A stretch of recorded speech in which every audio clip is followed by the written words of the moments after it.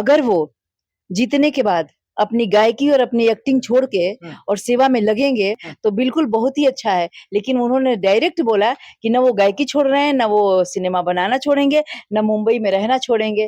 कोई मतलब ही नहीं। काराकाट में मिनी फिल्म सिटी बनेगी और जब काराकाट में मिनी फिल्म सिटी बनेगी तो यहाँ के लोगों को रोजगार मिलेगा। यहाँ के लोग, यहाँ के नौजवान जो कि उनके अंदर एक कलाकार है, वो उभर के कहीं ना कहीं बाहर आएगा, पवन सिंह बाहर लाएंगे। निर्दलीय ही अच्छे लोग आते हैं जिसके अंदर ओज ऊर्जा भरा हुआ है।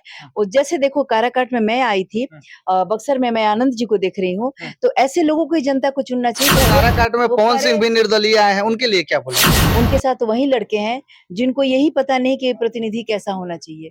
उनको बस उनके गायकी को लेकर के क्या है कि उनके नशे में है वो। पवन सिंह के साथ पूरा युवा, पूरा भीड़ दिख रहा है और वो युवा है जिनको जैसे यहाँ पे आनंद सर के साथ जैसे दिख रहा है। अब तो काराकाट से अब आपका जो है कि नामांकन रद्द हो गया, तो क्या आपको लग रहा है कौन सही प्रत्याशी वहां पर है? अभी हम बक्सर लोकसभा में हैं और बक्सर लोकसभा में आनंद मिश्रा जो कि निर्दलीय प्रत्याशी खड़े हैं बक्सर में, और अभी जो की है काराकाट की किरण प्रभाकर जी यहाँ पे है। इनसे कुछ बातचीत करने का प्रयास करेंगे, जो कि ये भी काराकाट से निर्दलीय प्रत्याशी थी, लेकिन इनका जो है पर्चा रद्द कर दिया गया, नामांकन रद्द हो गया। क्या हुआ, क्या नहीं हुआ और ये बक्सर में क्या करने आई है, इनसे बातचीत करेंगे। पहले तो स्वागत है मैम आपका।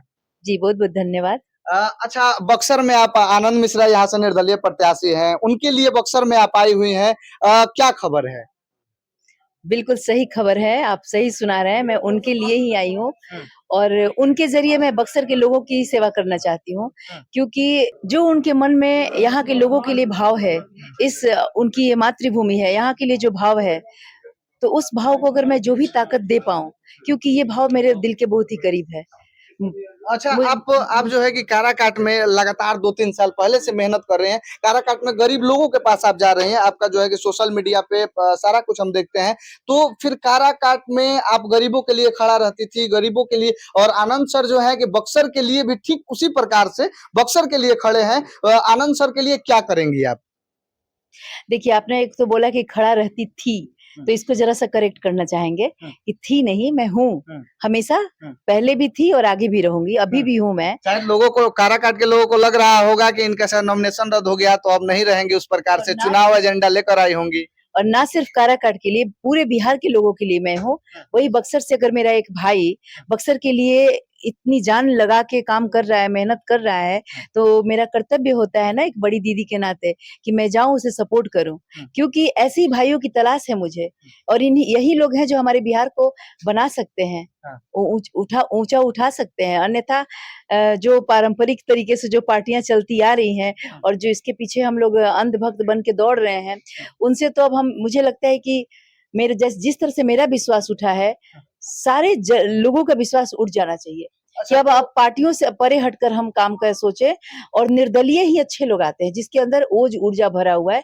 और जैसे देखो काराकाट में मैं आई थी, बक्सर में मैं आनंद जी को देख रही हूँ, तो ऐसे लोगों को ही जनता को चुनना चाहिए। जनता को ये पता होना चाहिए कि ऐसे ही लोग कुछ कुछ विजन लेकर आए हैं, कुछ करने के लिए आए हैं।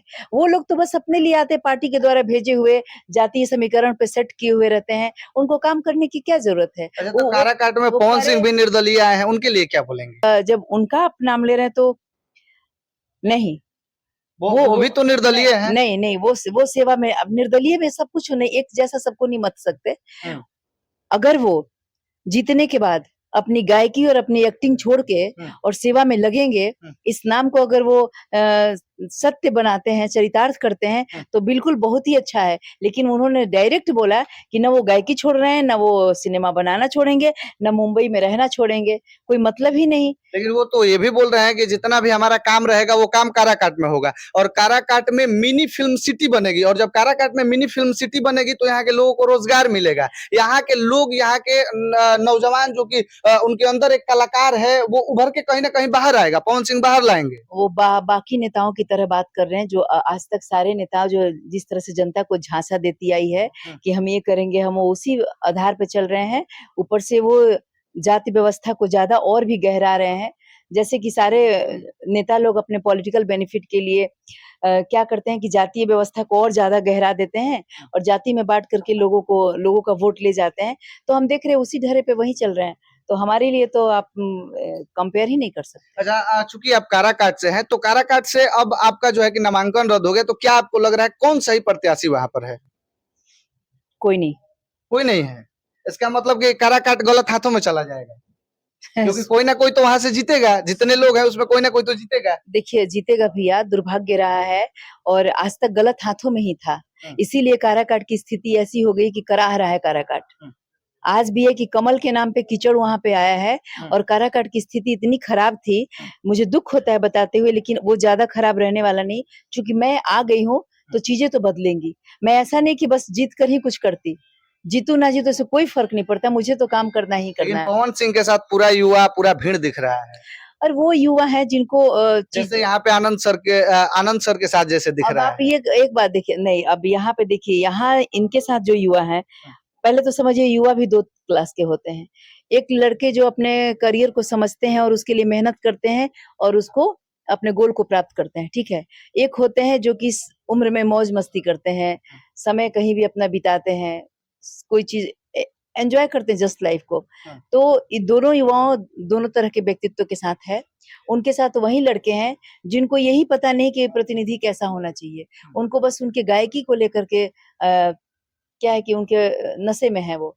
और इनके साथ जो जुड़े हुए लोग हैं उनको लगता है कि अरे अगर ये आ गए तो अपना बक्सर संवर जाएगा, अपने क्षेत्र के लोगों की बात ही अलग हो जाएगी। अच्छा, आनंद सर को यहाँ से हल्के में कहीं ना कहीं पार्टी ले रही थी और निर्दलीय प्रत्याशी को सारे जगह हल्के में कहीं ना कहीं लिया जाता है, और आज ऐसा स्थिति आ गया है कि दूसरे राज्य के मुख्यमंत्री को यहाँ पे बुलाना पड़ रहा है, और दूसरे राज्य के मुख्यमंत्री को बुलाना पड़ रहा है इनके विरुद्ध में प्रचार करने के लिए कि आप जो है कि भाजपा के लिए वोट मांगिए और इनका विरोध करिए। और जहां तक हमको लगता है कि वो तो आए थे भाजपा के लिए शायद, लेकिन काम करके चले गए आनंद सर के लिए।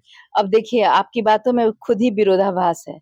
एक तरफ आप बोल रहे हैं कि हल्के में लेती है और एक तरफ बोल रहे हैं कि इनके लिए ऐसी-ऐसी बातें हो रही कि नहीं नहीं, मुख्यमंत्री आखिर जितनी भी पार्टियां हैं हल्के में तो ले ही रही थी, लेकिन एक तरफ हल्के में लेना, फिर दूसरे राज्य के मुख्यमंत्री को उतार देना, असम के मुख्यमंत्री को उतार देना, आखिर ये कहाँ तक है? इसका मतलब ना कि ग्राफ बढ़ रहा है तो उनके अंदर का डर भी बढ़ रहा है। हाँ। और उसी से वो काम कर रहे हैं सर। लास्ट में जाते जाते क्या बोलेंगे बक्सर के पूरे जनता के लिए? हाँ, मैं सारी जनता से प्लीज एक ही बात का निवेदन करती हूँ, प्रार्थना करती हूँ कि प्लीज अपने भाग्य के लिए आप ही जगोगे और आपके लिए राम जी ने भेजा है आनंद को। आनंद को चुनो आप लोग और फिर आनंद करो। पूरा बक्सर आनंदमय रहे। और बाकी ये किरण प्रभाकर जी थी जो कि काराकाट की है, और यहाँ पे जो है कि आनंद सर के लिए आई हैं प्रचार प्रसार के लिए या इनके अच्छे कार्यों का सराहना करने के लिए। बाकी आप लोग का बहुत बहुत धन्यवाद। जय हिंद।